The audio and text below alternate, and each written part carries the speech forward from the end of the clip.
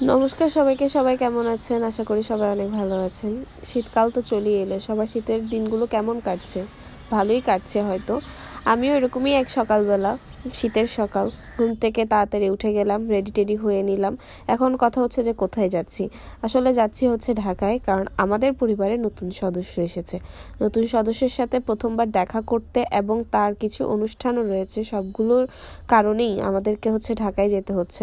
তো সকাল সকাল হচ্ছে স্টেশনের উদ্দেশ্যে রওনা হয়ে গেলাম। যেহেতু লং জার্নি, চট্টগ্রাম থেকে ঢাকা, তার মানে হচ্ছে অবশ্যই ট্রেন জার্নি, কারণ আমাদের থেকে মনে হয় যে ট্রেন জার্নিটাই সবচেয়ে বেস্ট জার্নি।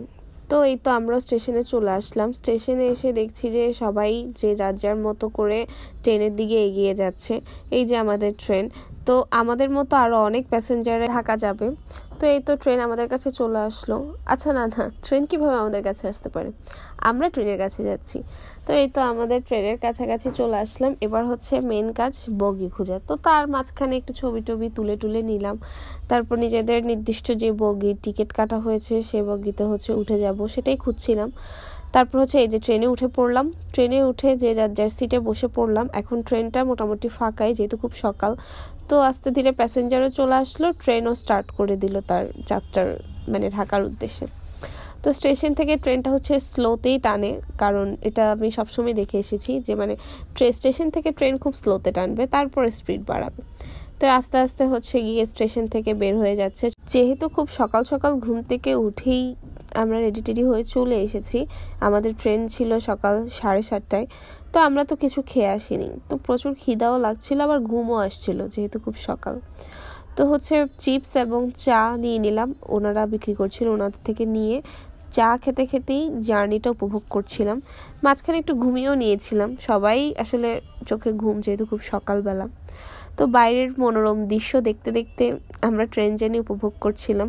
আঁকা বাঁকা রেল লাইন ধরে আমাদের ট্রেনও সামনের দিকে এগিয়ে যাচ্ছে, আর মাঝখানে আমার বোন খালি ভিডিও ক্লিপ নিচ্ছে। যাই হোক, ও হচ্ছে তারপর নাস্তা কিনে নিল। নাস্তা কিনে হচ্ছে সেটারও আবার একটু ভিডিও নিয়ে আমাকে দেখাচ্ছে, দেখো তুমি তো খাবে না। ওর আর আমার এসব দুষ্টামি চলতে চলতেই যে কখন চলে আসলাম এত কাছাকাছি সেটা বুঝতেই পারিনি। এই তো মেঘনা ব্রিজ ক্রস করে হচ্ছে আমরা ভৈরব বাজার ক্রস করে ফেলছিলাম। তো তারপরেই হচ্ছে আর বেশি কয়েকটা স্টেশন নেই, জাস্ট 3-4টা স্টেশন ক্রস করলেই ঢাকায়। তো বসে বসে ভাবছিলাম কখন নতুন অতিথির সাথে দেখা হবে। তারপর অপেক্ষা করতে করতে ফাইনালি চলে আসলাম আমার মাম্মামের কাছে। আমার ভাইজি সবার চোখের মণি, আমার নিজেরও চোখের মণি। দেখুন না সে কিভাবে তার কাকাই পিউমণিদের কাছে খেলা করছে, মানে কি আদুরে না ব্যাপারটা।